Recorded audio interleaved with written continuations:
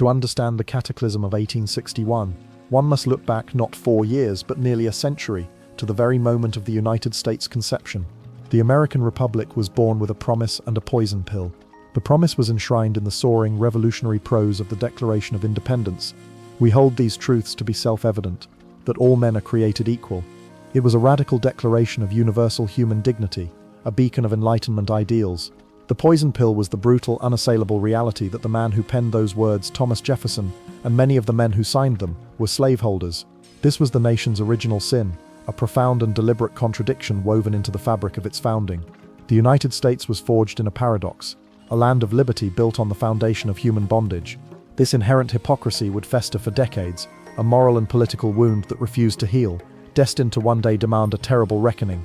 The founders were acutely aware of this contradiction. During the Constitutional Convention of 1787, the issue of slavery threatened to shatter the fragile Union before it was even formed. Delegates from the northern states, where slavery was a dying institution, argued against its continuation. Southern delegates, particularly from South Carolina and Georgia, whose economies were utterly dependent on enslaved labor, made it clear that they would not join any union that threatened their peculiar institution. A series of ugly, pragmatic compromises were struck to placate the South and preserve the nation-building project. The most infamous was the 3/5 Compromise, a chilling piece of political arithmetic that declared an enslaved person would be counted as 3/5 of a free person for the purposes of congressional representation and taxation. This gave the southern states disproportionate power in the House of Representatives, effectively granting them political power based on a population they enslaved and denied all rights. Further concessions included a fugitive slave clause, requiring the return of escaped slaves to their owners, and a clause preventing Congress from banning the international slave trade for at least 20 years. These were not solutions, they were postponements. The founders, in their desperate pursuit of unity, had created a political framework that both protected and empowered the very institution that violated its core ideals. They had, as one historian put it, caged a wolf, hoping it could be tamed, when in reality, they had locked it inside the house. In the decades that followed, the North and South embarked on two starkly different paths of development, widening the chasm between them.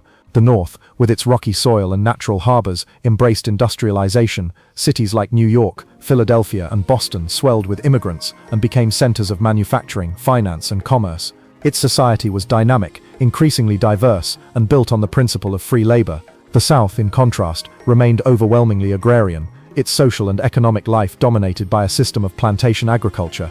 The invention of the cotton gin by Eli Whitney in 1793 was a catastrophic catalyst. It made the large-scale cultivation of short-staple cotton incredibly profitable, exponentially increasing the demand for enslaved labor. Cotton became king, and slavery, which some founders had hoped would wither away, became more deeply entrenched and economically vital to the South than ever before.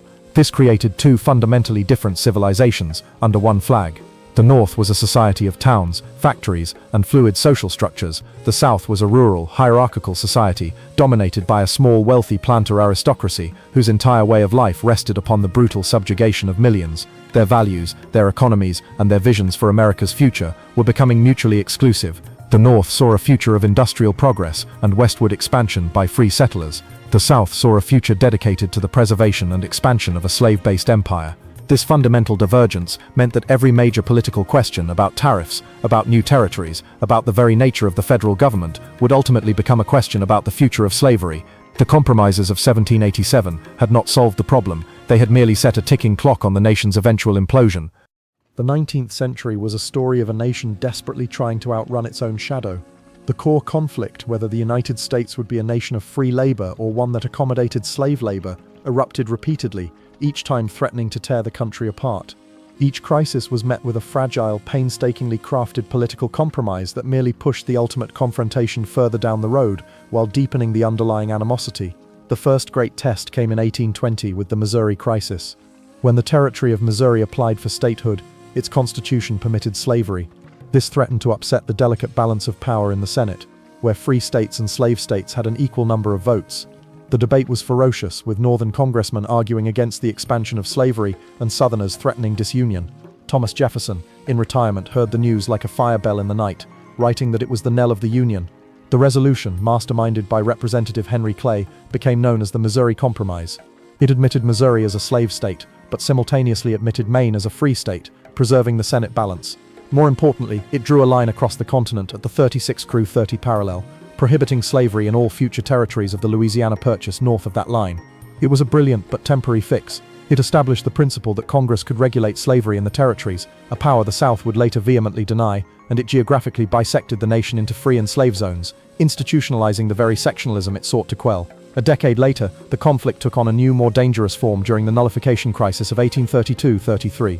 The issue was not slavery directly, but federal tariffs that South Carolina claimed were unfair to Southern agricultural states. Led by the formidable political theorist John C. Calhoun, South Carolina declared the federal tariffs null, void, and no law within its borders, asserting the doctrine of states' rights. This doctrine held that a state had the sovereign right to nullify or reject any federal law it deemed unconstitutional. While President Andrew Jackson, himself a Southern slaveholder, despised the tariffs, he viewed nullification as an existential threat to the Union. He threatened to use military force to collect the tariffs in Charleston, declaring, "Disunion by armed force is treason." The crisis was averted by another of Henry Clay's compromises, which gradually lowered the tariffs, but the ideological damage was done. Calhoun and the South had forged a powerful constitutional argument, states' rights that could be used to defend slavery from any perceived federal overreach. The idea that a state could defy the federal government had been forcefully articulated and would become the core legal and philosophical justification for secession 30 years later.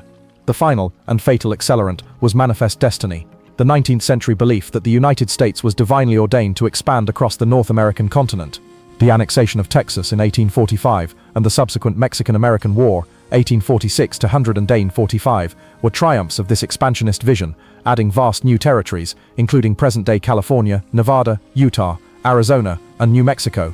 But every square mile of new land immediately became a battleground over the extension of slavery.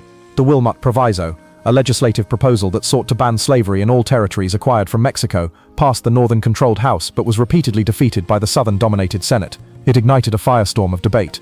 To the North, it was a moral imperative to prevent the spread of the slave power. To the South, it was an outrageous attempt to deny them their rights to take their property, slaves, into commonly owned federal territories. The nation had conquered a continent, but in doing so, it had acquired a problem so immense that the old politics of compromise were no longer sufficient. The chasm between North and South, carved by constitutional debate, deepened by economic divergence, and now widened to a continental scale, was becoming an impassable abyss. The fragile center could not hold. This section will detail the catastrophic decade of the 1850s, where all attempts at compromise failed and violence became inevitable. It will cover the Compromise of 1850, particularly the new and draconian Fugitive Slave Act, which infuriated the North by forcing its citizens and law enforcement to participate in the capture of escaped slaves. We will explore the publication of Harriet Beecher Stowe's Uncle Tom's Cabin and its profound impact on shaping Northern public opinion against slavery. The narrative will then shift to the disastrous Kansas-Nebraska Act of 1854, which repealed the Missouri Compromise and introduced popular sovereignty, leading to the bloody guerrilla war known as Bleeding Kansas. The story will climax with two final shattering events: the Supreme Court's 1857 Dred Scott decision, which declared that African Americans were not citizens, and that Congress had no power to regulate slavery in the territories, effectively invalidating the entire platform of the new anti-slavery Republican Party. The section will conclude with John Brown's 1859 raid on Harper's Ferry, an attempt to incite a massive slave rebellion. His subsequent execution would transform him into a martyr in the North and a terrorist in the South, symbolizing the absolute breakdown of peaceful discourse. This chapter focuses on the political earthquake of the 1860 presidential election. We will chronicle the fracturing of the Democratic Party into Northern and Southern wings, ensuring a Republican victory. The focus will be on the Republican candidate Abraham Lincoln, whose platform opposed the expansion of slavery, but did not call for its immediate abolition where it already existed. For the Deep South, his election was the ultimate threat, a sign that they had lost control of the federal government and that their way of life was doomed. This section will detail state by state the secession winter of 1860-61, beginning with South Carolina. We will explore the passionate, fiery debates in Southern state conventions, the formation of the Confederate States of America in Montgomery, Alabama, and the selection of Jefferson Davis as its president. The narrative will contrast the South's revolutionary fervor with the paralysis in Washington, D.C., where the lame duck President James Buchanan proved unwilling or unable to act. The section ends with Lincoln's tense journey to Washington for his inauguration, a man inheriting a nation that had already ceased to exist in its previous form. Here the Cold War turns hot. The focus is the standoff at Fort Sumter, a federal fort in the harbor of Charleston, South Carolina. We will detail Lincoln's brilliant political maneuvering, his decision to resupply, but not reinforce the fort, effectively forcing the Confederacy to make the decision to fire the first shots. The narrative will build suspense around the Confederate ultimatum and the subsequent bombardment on April 12. The surrender of the fort will be depicted as the spark that ignited the nation. This section will vividly describe the explosive reaction in both the North and the South.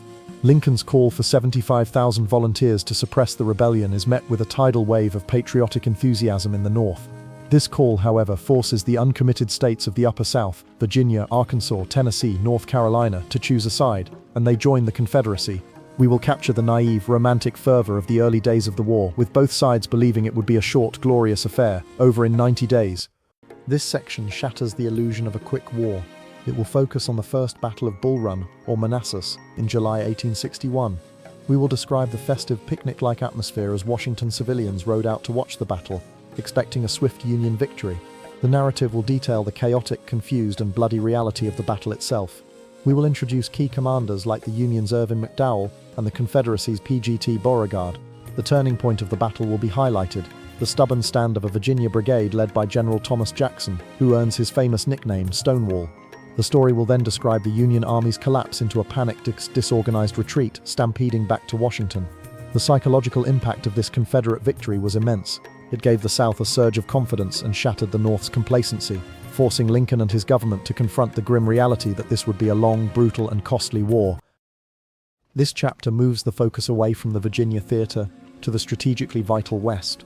The objective here was control of the major rivers, the Tennessee, the Cumberland, and especially the Mississippi, which were the highways into the Confederate heartland. We will introduce the central character of this theater, Ulysses S. Grant, a failed peacetime soldier who proved to be a brilliant and tenacious commander. We will chronicle his early decisive victories at Forts Henry and Donelson, which opened up Tennessee to Union forces and earned him the nickname Unconditional Surrender Grant. The narrative centerpiece will be the horrific Battle of Shiloh in April 1862. We'll describe the surprise Confederate attack that nearly destroyed Grant's army on the first day, and Grant's grim determination to hold on and counterattack the next. Shiloh was, at that time, the bloodiest battle in American history, with nearly 24,000 casualties. Its sheer carnage shocked both sides and taught Grant a crucial lesson, that the South would not be defeated by maneuver, but only by complete conquest. This section details the critical turning point of 1862. It will follow Confederate General Robert E. Lee's first invasion of the North, a bold strategic move into Maryland, designed to win a victory on Union soil, gain foreign recognition, and demoralize the North. The narrative will build around the incredible stroke of luck for the Union, the discovery of Lee's lost battle plans wrapped around a bundle of cigars. This allows Union General George B. McClellan to force a confrontation at Antietam Creek on September 17, 1862. We will describe the brutal, savage fighting across landmarks like the Cornfield, the Sunken Road, Bloody Lane, and Burnside's Bridge. Antietam remains the single bloodiest day in American history. Though a tactical draw, it was a strategic victory for the Union as it forced Lee to retreat. This victory gave President Lincoln the political standing he needed to issue the preliminary Emancipation Proclamation. This section will analyze this masterstroke, which transformed the war's purpose from simply preserving the Union to a revolutionary struggle for human freedom. It also ended any chance of British or French recognition of the Confederacy. This chapter focuses on the absolute climax of the war in the summer of 1863. We will follow two simultaneous, decisive campaigns. The first is Lee's second invasion of the North, culminating in the three-day Battle of Gettysburg, July 1-3.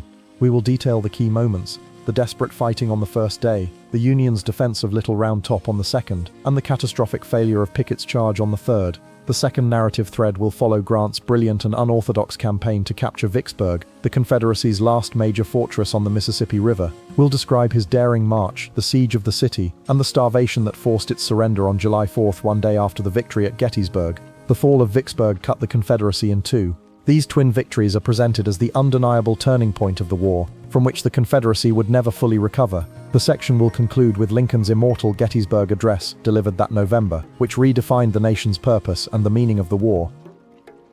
This section shifts focus from the generals and battles to the common soldier.